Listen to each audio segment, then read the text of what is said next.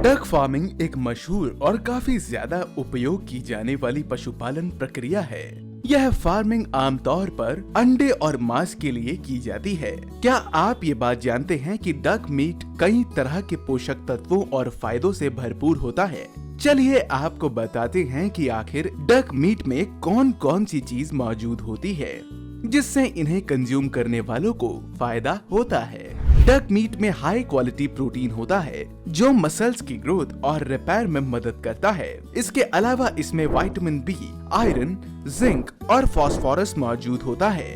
Duck meet में काफी कम fat होता है, खासकर जब हम इसे खाल के साथ खाते हैं। इसमें मोनो अनसैचुरेटेड और पॉली अनसैचुरेटेड फैट्स मौजूद होते हैं जो हमारे हार्ट के लिए अच्छे होते हैं। इसमें पाए जाने वाले कुछ तत्व हमारे शरीर के इम्यून सिस्टम को भी मजबूत बनाते हैं और काफी सारी बीमारियों से लड़ने में मदद करते हैं। आज के इस वीडियो में हम आपको दिखाएंगे कि किस तरह एशियन कॉन्टिनेंट में सिचुएटेड कंट्रीज में पैडी और राइस फील्ड्स के अंदर डक्स को रेस किया जाता है।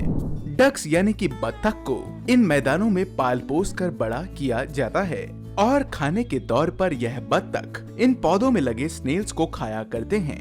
हम आपको यह प्राकृतिक और बेहद आसान तरीका दिखाने वाले हैं जिसकी मदद से किसान इन्हें चावल के खेतों में साथ रखते हैं। इस मैदान में रखी गई लाखों बत्तखों को ऐसा माहौल दिया जाता है जिससे कि इन्हें ज्यादा से ज्यादा अंडे मिल सकें और बत्तख के द्वारा दिए गए सभी अंडों को इकट्ठा करके एग्स को इंक्यूबेटर्स में रखा जाता है। यहाँ हैचरीज में हजारों की तादाद में अंडे रखे जाते हैं। इसके बाद इन अंडों को अच्छे तापमान और इन्वायरमेंटल कंडीशंस में रखकर इन्हें हैच किया जाता है और इनमें से डकलिंग्स निकलने की तैयारी की जाती है। यहाँ हर बार हजारों की तादाद में डकलिंग्स को रेस किया जाता है। यह देखिए इन नन्हे मुन्ने बत्तख के बच्चों को। इन सभी को फैक्ट्री के अंदर अच्छी तरह जांचा परखा जाता है। इन्हें कन्वेयर्स में ले जाकर इनका इंस्पेक्शन किया जाता है और इंस्पेक्शन पूरा हो जाने के बाद इन्हें मैदानों में ले जाने की तैयारी की जाती है। यहाँ फार्म्स में इन्हें दो अलग अलग तरीकों से बड़ा किया जाता है और इसी दौरान इस मैदान में चावल के पौधे लगाने भी शुरू कर देते हैं। एशिया महाद्वीप में उगाई जाने वाली ज्यादातर पैडीज की एक खासियत होती है। दरअसल इनमें से ज्यादा फसलों की कृषि के दौरान ऐसी मिट्टी का इस्तेमाल किया जाता है जहां पानी बहुत अधिक मात्रा में मौजूद होता है और यह पानी न केवल इन चावल के पौधों को उगाने के लिए अच्छा रहता है बल्कि यहाँ पर बत्तखों को भी रखा जा सकता है। इस काम के लिए सबसे पहले किसान सॉइल बेड्स तैयार करते हैं। इस काम को अक्सर ग्रीन हाउस या फैक्ट्री के अंदर किया जाता है। हमने एक बार पहले भी एक वीडियो के अंदर आपको बताया था कि आखिर यह प्रक्रिया किस तरह की जाती है। दोस्तों इसके लिए ट्राली दी जाती है और उसमें मिट्टी और खाद डालकर अच्छी तरह तैयार किया जाता है जिसके बाद उसमें सीडलिंग्स उगाई जाती हैं। और दोस्तों अगर आप यह सोच रहे हैं कि आखिर यह बत्तख चावल की फसल को कोई नुकसान तो नहीं पहुंचाती, तो दोस्तों आपकी जानकारी के लिए बता दें कि खाने में यह बत्तख अक्सर स्नेल्स की एग्स और खेत में मौजूद अनचाही उपज को ही खाती है, यानी कि यह फसल को किसी भी तरह का नुकसान नहीं पहुंचाती। यहाँ तक कि यह इन खरपतवारों को खाकर इन चावल को उगने के लिए एक अच्छी कंडीशन भी ऑफर करती है। यह देखिए दोस्तों दलदल वाले कीचड़ से तैयार किए गए इस मैदान में किस तरह मशीनों की मदद ली जाती है। इन ट्रैक्टर्स की मदद से घंटों का काम मिनटों में निपटा लिया जाता है और चावल की फसल को मैदान में लगाने वाली यह खास मशीन जापान देश में बनाई और बेची जाती है। इन मशीनों को पूरे मैदान में बारी बारी से चलाया जाता है और फसल से भरे मैदान को आगे की प्रक्रिया के लिए छोड़ दिया जाता है। पौधों को लगाने के लगभग 1 से 2 हफ्ते के बाद यहाँ पर डक्स को ट्रांसफर किया जाता है। यहाँ कीचड़ के मैदानों में यह बत्तख ढूंढ ढूंढ कर गीली मिट्टी में छुपे कीड़े मकोड़ों को खाती हैं। यह इंसेक्ट्स और लार्वे उनकी पोषक आवश्यकताओं को पूरा करते हैं और उनकी नेचुरल डाइट का हिस्सा भी होते हैं। यह नन्हे मुन्ने बत्तख इन मैदानों की अच्छी तरह से देखभाल करते हैं। ये न केवल यहाँ मौजूद कीड़े मकोड़ों को खा लेते हैं बल्कि इसमें लगने वाले बड़े बड़े स्नेल्स को भी चट कर जाते हैं। बस हमने आपको अभी थोड़ी देर पहले बताया था कि इन्हें दोनों ही अलग अलग तरीकों से उगाया जाता है, जिसमें से यह वाला तरीका सबसे पहला तरीका होता है जिसमें छोटे आकार के बत्तख का इस्तेमाल किया जाता है। अब आप जरा एक बार इन बड़े बत्तखों की फौज से भी मिल लीजिए। इन्हें दूसरे तरीके से खिला पिलाकर बड़ा किया जाता है। दोस्तों इन बत्तखों को हार्वेस्टेड राइस फील्ड्स में ले जाया जाता है जहां ये ऑलरेडी कटाई किए जा चुके पौधों के बीच बची कुची दोनों फसलों को साफ कर डालते हैं। South east Asian region farming के इस अनोखे तरीके के लिए काफी मशहूर है और इस पैतरे का खास नाम इस इलाके में अच्छा खासा मशहूर है। इसे duck free range in the rice fields कहकर संबोधित किया जाता है। बड़े बड़े ट्रकों में भरकर ढेर सारी बत्तखों को मैदानों में ले जाकर खुला छोड़ दिया जाता है और मैदानों में बची हुई फसल इनका पेट भरने का काम करती है।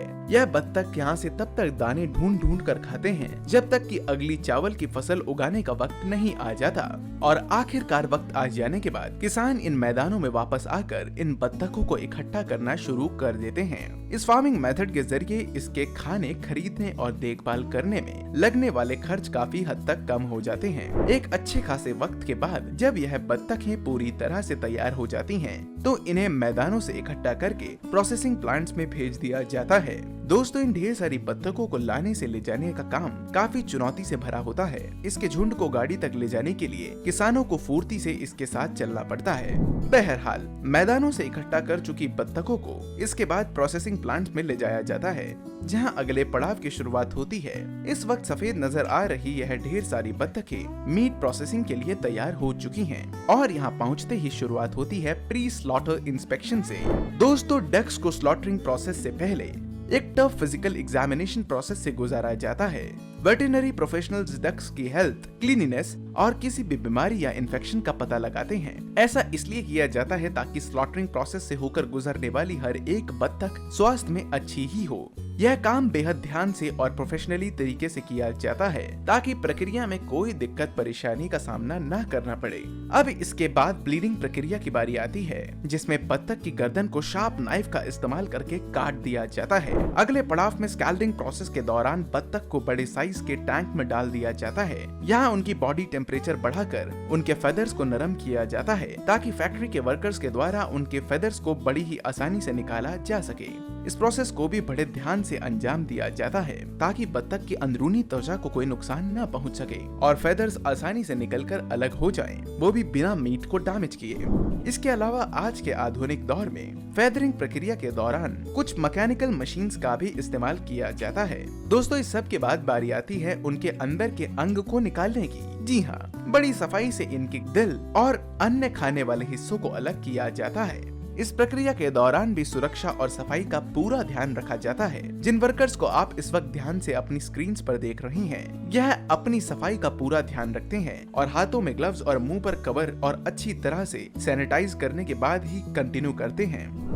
दोस्तों, इसके बाद बारी आती है इनको अच्छी तरह पानी से साफ करने की। इस दौरान डक को पानी में धोया जाता है ताकि किसी भी कंटामिनेशन को हटाया जा सके और उसके बाद उसे क्लीनिंग रूम में रखा जाता है ताकि उसका टेम्परेचर कंट्रोल किया जा सके और अनचाहे बैक्टीरिया को बढ़ने से रोका जा सके। सभी कन्वेयर लाइंस पे वर्कर्स चुस्ती और मुस्तैदी के साथ काम करते हैं। यहाँ मीट को अलग अलग हिस्सों में काटा जाता है, कहीं स्लाइसिंग किया जाता है तो कहीं मोटे मोटे पीसेस को काटकर अलग किया जाता है। इन ऑटोमेटिक मशीन्स की मदद से मीट की पैकेजिंग की जाती है। सभी कंज्यूमर्स तक पूरी तरह स्वच्छ और खाने में फ्रेश दिखने वाले इस मीट को पहुंचाने के लिए इन्हें अच्छी तरह से पैक किया जाता है।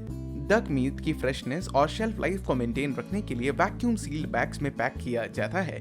इस प्रोसेस के अंदर एयर टाइट बैग्स में डक मीट्स को रखा जाता है और फिर वैक्यूम सील करके इसकी सारी हवा को बाहर निकाल लिया जाता है। इतना ही नहीं, डक मीट को श्रिंक रॉ मटेरियल से भी पैक किया जाता है। इसमें डक मीट को प्लास्टिक फिल्म से कवर किया जाता है जो गर्म हवा या मशीन से श्रिंक किया जाता है ताकि प्लास्टिक फिल्म मीट के साथ टाइटली सील हो जाए। यह मेथड भी फ्रेशनेस को बनाए रखने और इसकी शेल्फ लाइफ को बढ़ाने में काम आता है। आखिरकार इन्हें पॉलीबैग से कुछ इस तरह रैप करने के बाद इन कार्टन्स में भरकर रिटेलर्स के पास पहुंचाने के लिए पूरी तरह से तैयार कर दिया जाता है। तो दोस्तों, यह थी आज की एक शानदार वीडियो जिसमें आपने डक फार्मिंग से लेकर उसकी कंप्लीट प्रोसेसिंग और स्लॉटरिंग की प्रोसेस को देखा।